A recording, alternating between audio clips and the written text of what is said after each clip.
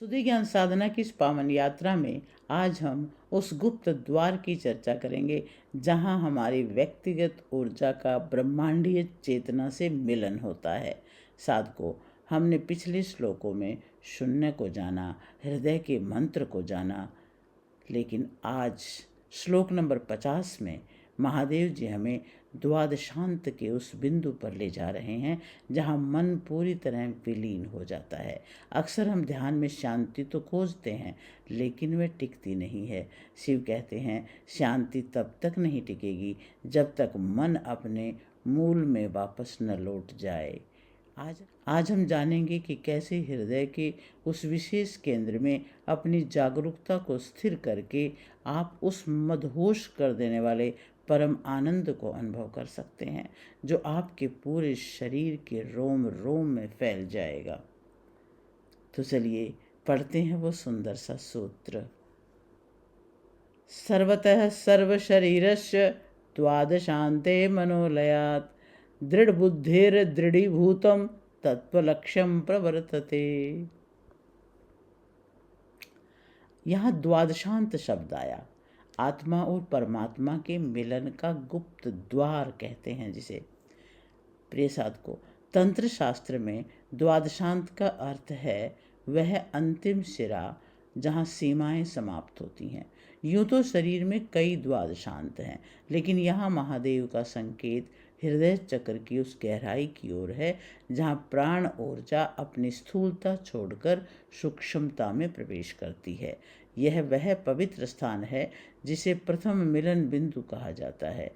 जन्मों जन्मों की हमारी जीवात्मा जिस परमात्मा से अलग महसूस कर रही थी, वह वियोग इसी केंद्र पर आकर समाप्त होता है। यहाँ पहुँचते ही आपकी ऊर्जा भौतिकता के गुरुत्वाकर्षण से मुक्त होकर दिव्यता की उड़ान भरने के लिए तैयार हो जाती है। सूत्र में एक शब्द आया, मनोलयात।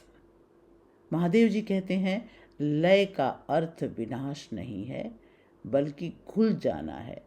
जैसे नमक की डली समुद्र में गिरकर समुद्र ही हो जाती है, जब आपकी पूरी जागरूकता हृदय के इस द्वादशांत पर टिकती है तो मन की वह पुरानी आदत जो हमेशा बाहर की दुनिया में सुख और समाधान ढूंढती थी, वो पूरी तरह शांत हो जाती है।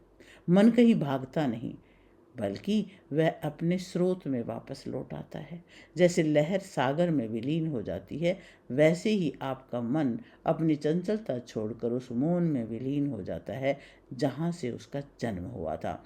यहाँ पहुँचकर सोचना बंद हो जाता है और केवल होना बचता है। अब आता है दृढ़ बुद्धिर, अर्थात अडिग जागरूकता का मनोविज्ञान।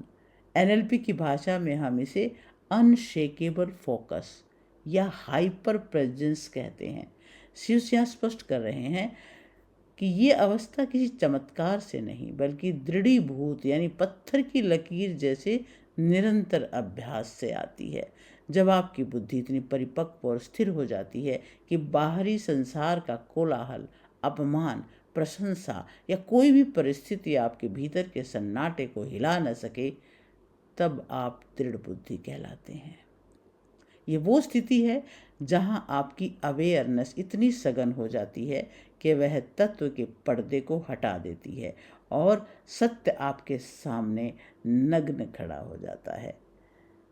एक शब्द आता है इसमें, तत्वलक्ष्यम प्रवर्तते, अर्थात रोम रोम में परम सत्य का उदय।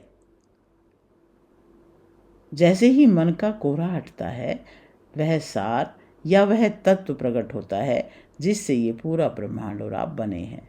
ये अनुभव केवल दिमाग में आने वाला कोई विचार नहीं है, बल्कि यह एक शारीरिक और आध्यात्मिक धमाका है। शिव कहते हैं, सर्वतः, यानी यह सत्य आपके शरीर के एक एक सेल, एक एक परमाणु में एक साथ बिजली की लहर की तरह दौड़ जाता है। आप अनुभव करते हैं कि आप हार्ड मास का पुतला नहीं बल्कि वो चैतन्य है जो पूरे अस्तित्व को चला रहा है। यहाँ आपकी व्यक्तिगत ऊर्जा कॉस्मिक इंटेलिजेंस के साथ सिंक्रोनाइज हो जाती है। चलिए इस सूत्र को हम ध्यान के माध्यम से अनुभव करते हैं। आप जहाँ भी बैठे हैं सीधे बैठें, रीढ़ की हड्डी को सीधा रखें, शरीर को बिल्कुल ढीला छोड़ दें, आंखें कोमलता से बंद करें और कल्पना करें कि आपकी रीढ़ के आधार से, रूट से यानी मूलाधार से एक अत्यंत सूक्ष्म सुनहरी ऊर्जा ऊपर की ओर उठ रही है और ये ऊर्जा धीरे धीरे ऊपर बढ़ते हुए आपके हृदय के पास पहुंच रही है। यहाँ द्वादशांत का वो दिव्य द्वार है। अपनी पूरी सजगता को हृदय के ठीक बीच में ले आए। महसूस करें कि आपका मन, आपके विचार, आपकी सारी चिंताएं इस केंद्र में पहुंचते ही बर्फ की तरह पिघल रही हैं। मनोलयात मन मिट रहा है। यहाँ न कोई भाषा है, न कोई शब्द, केवल एक स्थिर जागरूकता है। जैसे ही मन विलीन होता है, महसूस करें कि एक अद्भुत, मदहोश कर देने वाला आनंद आपके हृदय से निकलकर आपके हाथों, पैरों और सिर की तरफ फैल रहा है। आप अब एक व्यक्ति नहीं, बल्कि जागरूकता की एक स्थिर धारा हैं। आप अपने मूल स्वरूप में लौट आए हैं। इसी महाविलय की स्थिति में 5 मिनट के लिए ठहर जाएं, आनंद की अनुभूति करें। धीरे धीरे लंबे गहरे श्वास लेना शुरू करें। आसपास के वातावरण को महसूस करें। दोनों हाथों को आपस में रगड़ें। हाथों में गर्मी पैदा करें और वो गरम गरम हथेली अपनी आँखों पे रखें और धीरे से आँखें खोलें।